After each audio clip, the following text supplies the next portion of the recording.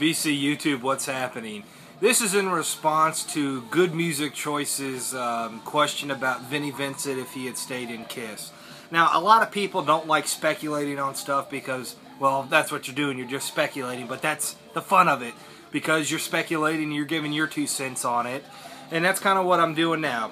Okay, so as we know, or I guess we don't know, did Vinnie Vincent play on Creatures of the Night? I've heard yes, and I've heard, well, he did, but we don't know. I've heard Bryan Adams played a little bit on it. I've heard Ace did, but then Ace didn't. So, who knows? Caleb, you could have played on Creatures of the Night. Nobody knows who played on Creatures of the Night. That's been discussed completely. But what we do know, for sure, is the one album that Vinnie Vincent definitely played lead guitar on was, of course, 1983's Lick It Up. And I've reviewed both of these albums, and Caleb, I agree with you 100%.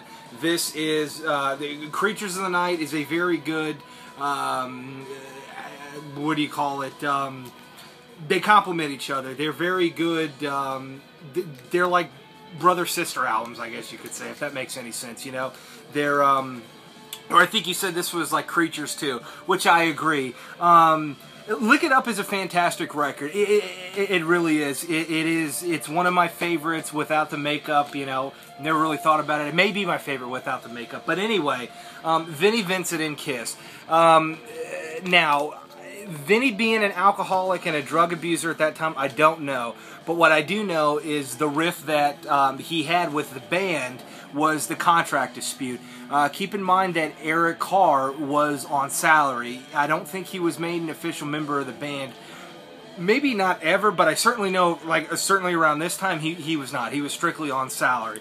And they wanted Vinnie to sign this outrageous contract, which essentially he wouldn't get paid very much, and he would be at their disposal to, you know, basically you were hired and they could do with what you want. Who knew how long? And Vinnie didn't want to sign that, which, you know, not to put Gene and Paul down, but I respect. If it's a bullshit contract and, you know, they really want you and they can't work with you a little bit, don't take it. But on the bottom side of that, or on the other side of that, you have to look at, well, here's a contract, I'm going to be in KISS, I'm going to be making money, I'm going to be making a name for myself, and I think that's why Vinnie stuck around as long as he did, specifically because, okay, I can be in this big band, I can make a name for myself, and I can put that on my resume, and I can at least get my foot in the door of this rock and roll business, and making connections, and, you know, later on if I decide to find another band, I can easily do that and have some recognition and some notoriety. So I think that was the motivating factor behind that. You also have to look at right around 84, 85, shortly after this album was put out and toured behind, and right about the time Animalize was just getting ready to get put into production and recorded. What was Gene doing? Right, Gene was out making movies. Gene was at this point, you know, 84 to, what is it, 85, 86, 87 maybe, somewhere in that area, that time frame. Gene was focused on doing movies, not so much in KISS. Keep in mind that Animalize was produced by Paul Stanley, and was this as well, no, Gene Simmons and Paul Stanley with Michael James Jackson. But point being, this being, of course, Lick It Up, but so Animalized, around that time, like I said, Gene was focused on during movies. If Vinnie was still in the band and Paul and Vinnie were not getting along and Gene was out doing his movies, I think KISS would have imploded. I really do. Because Gene was out doing his movies, basically Paul and Eric and I guess Mark St. John at that point, or Bruce Kulick, whoever was in the studio recording Animalize that day, Paul kind of had control over them. Bruce was, you know, just a session musician at that point, just, you know, getting paid by the hour essentially. And Mark St. John, I'm not sure what his deal was too. I'm pretty sure that he was not making much more than a session musician. And we all know Eric Carr was still on, you know, still on salary. He wasn't really even an official member. So, if Vinnie and Paul are fighting and not getting along, and Gene's out doing his movies, Paul may have just said, you know what, the hell with this. if Gene's not even going to be around, and I've got I'm constantly going at it with this guy, then I'm not putting up with this. I can sort of see him at that point in his career saying, I'll just go the solo route, or I'll form another band to do that for a little while. I can't take this crap anymore. I can see that happening. So Kiss at that point would have either sank or swim. If Gene, if Paul and Vinnie had got along and Gene came back, perhaps that would have been a stronger Kiss. Would Animalized have been made? Yes, Animalized would have been made. Keep in mind, Mark St. John and Vinnie Vincent are both noodling guitar players. What I mean by that is, Eddie Van Halen, Yngwie Malmsteen, the whole, you know what I'm talking about? Like, that kind of guitar playing. They were both in that same vein. Mark St. John, moreover, though, but Vinnie Vincent was still guilty of it, too. And that was the style. Everybody, trying the Randy Rhoads, Eddie Van Halen kind of thing. So, they have that going on. So Animalized would have been made. Asylum, I don't know. You got to look at Vinnie Vincent Invasion. Those couple of Vinnie Vincent Invasion records don't sound too far off from Asylum. They're very 80s, just like Asylum. They're very, what more can I say? The guitar playing is a lot of the same. The kind of, hey, look at how fast I can play guitar. That kind of stuff. So they've got the same kind of riff and the same kind of 80s production. And they look the same. Look at the back. I don't have them anymore because those albums are god-awful.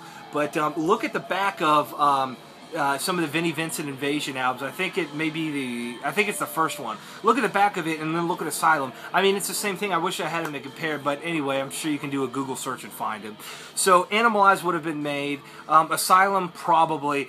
And, who knows from there. They probably would have got on the bandwagon and, tried with the top 40 thing again with the production of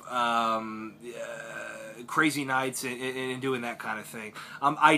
What I do think, though, is, them just making Lick It Up and Creatures of the Night over and over again. I do not think that would have continued. I don't think that we would just have a long list of great Kiss albums to listen to following Lick It Up. I really don't. I think they would be very 80s, and they probably wouldn't be a whole lot than what we were given from Kiss, had Vinnie still been in the band.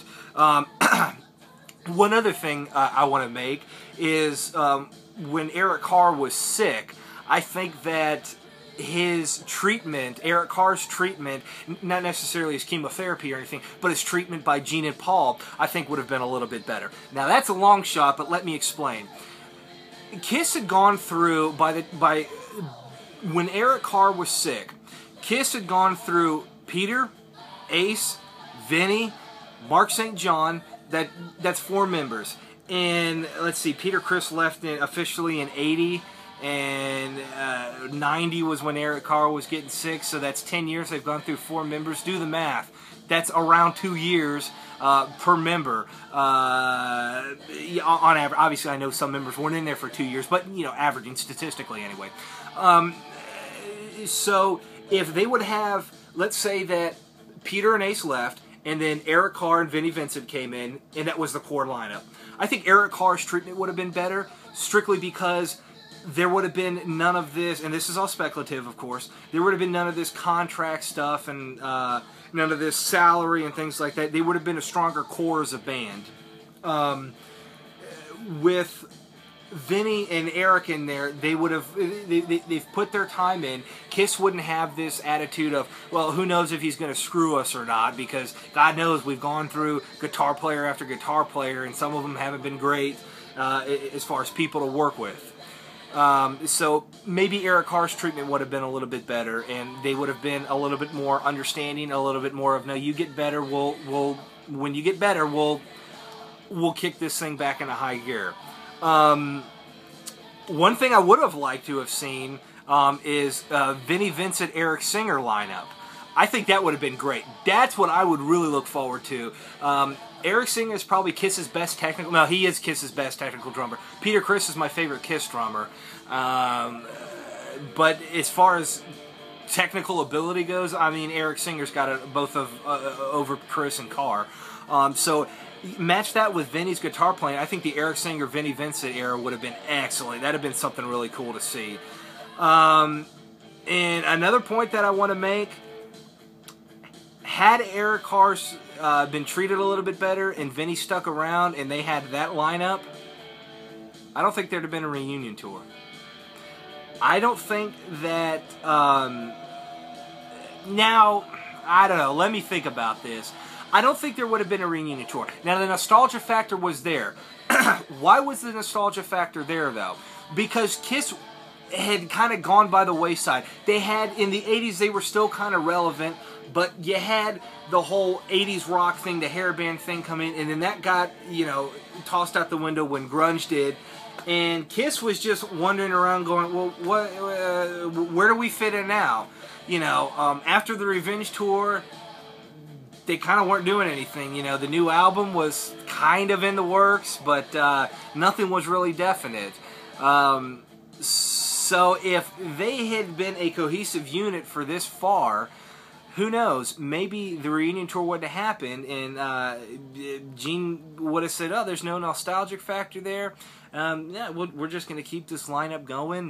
There's no reason not to. Everybody's getting along. Everybody's doing well." So maybe the reunion tour wouldn't have happened. It would have taken Gene to say, "Okay, well, I'm not making very much money not what I'd like to make and what I'm used to, and."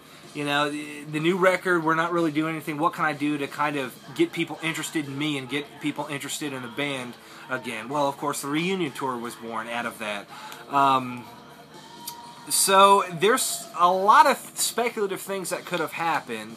I've mentioned albums that would have been made and wouldn't have been made. But the number one thing, and the Eric Singer, Vinnie Vincent lineup, I think would have been great. But, you know, Vinnie's not doing too much guitar playing these days. He's beating his wife and killing dogs. So, you know, the guy's busy. Vinnie Vincent, guitar player aside, Vinnie Vincent is a complete waste of human skin. He's just a piece of shit. He really is. I have zero respect for Vinnie Vincent as a person. Now, as a guitar player, he's great. The Kiss albums he played on are fantastic, which that's what we're here for anyway, so I'll go ahead and stop with the bashing, even though the guy deserves every bit of it. Anyway, so that's what I think. Maybe some of you guys disagree, maybe not, but it makes sense to me. As always, thanks for watching. And Caleb, what a great topic, man. Let's keep this going. This is a neat idea. Take care, everybody.